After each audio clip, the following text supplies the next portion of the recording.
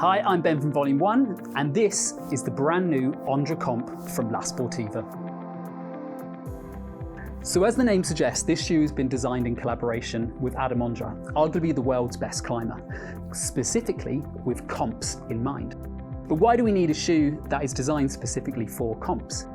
Now, over the last few years, the trend has traditionally been in comps that you stand in on big volumes and macros where a soft shoe is going to really excel. However, we're starting to see more and more smaller footholds being used to test the climbers, even within the same problem that you've got these big macros and volumes. And the problem with a soft shoe is it doesn't offer that same level of support on those smaller holds. So what Adam and La Sportiva have done is to try to design a shoe that excels at all of the footholds that you might come across in a comp. But how have they done that?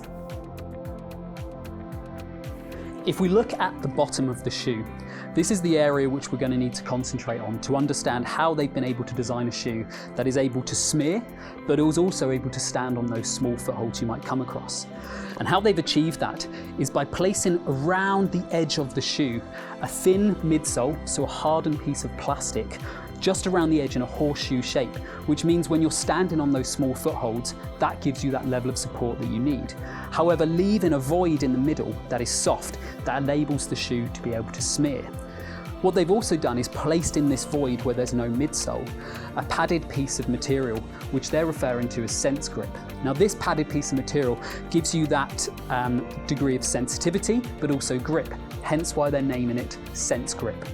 What it helps do is it helps to conform to the shape of the smear that you're putting your foot onto, whilst also giving you that sensitivity that you need. Moving around to the heel of the shoe, we look at another area that's really important in comp climbing, which is heel hooks. Now on the Ondra Comp, they've gone for quite a low volume heel, arguably the lowest volume heel of any of their performance shoes. Now this is great if, like me, and also what we see in a lot of people when we're fitting shoes, is they have quite a wide front of the foot, but quite a narrow heel. And often the heel is the area which is where it doesn't fit the best. This narrower, lower volume heel is definitely going to please a lot of people. And by having that tighter heel, it gives you a really firm and snug fit, which makes it ideal for those high tensioned heel hooks. Something else that isn't going away in modern comp climbing is toe hooks. And moving around to the top of the shoe, you'll see an increased level of rubber running all the way across the top. And it takes that next step on from things like the Theory and the Solution Comp. But not only do we see an increased level of sticky rubber across the top, but we also see a return of the sense grip technology that was in the bottom.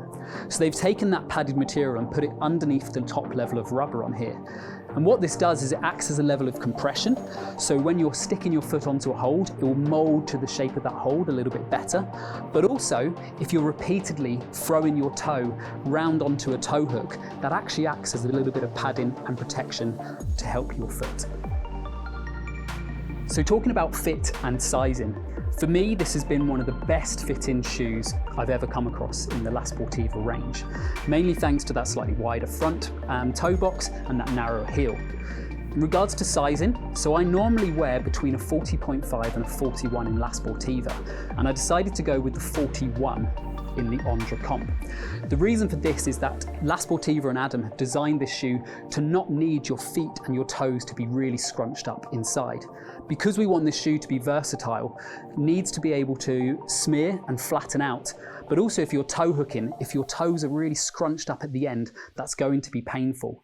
So my advice would be, if you fluctuate between a slightly tighter pair on some models and then a slightly more comfortable pair, go for the slightly more comfy fit in the Ondra Comps, as that will really mean that you can maximize the shoe for all its features. So we can't talk about the Ondra Comp without mentioning the elephant in the room, which is the price tag. At £195, it does make it one of the most expensive shoes on the market. But why is it so expensive? It isn't because it just has Adam Ondra written over it. It is actually because the amount of components and build time that goes into making this shoe is higher than other models. And when we compare to models like the Solution Comp and some of the No Edge family, which are up at £170, at £195, while it is a jump, it isn't that much of a jump considering the amount of things that go on in this shoe. The extra components with the sense grip, but also those tolerances that are needed to get that tension right to make this shoe work, means there's just more build time, which is why that price is creeping up. Is that price worth it? Well, I'll tell you in a second.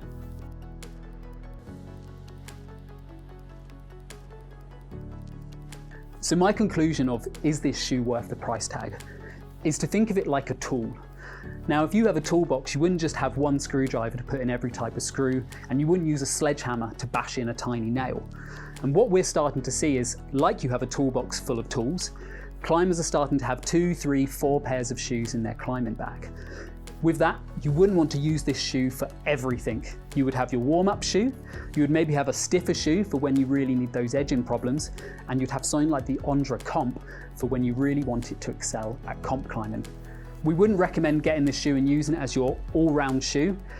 Keep it in that toolbox and use it for when it really matters. And we think if you're using it like that for the right people, this shoe is going to be a bit of a game changer. So my conclusion is, yes, it is worth that price tag, but for the right person and being used in the right way.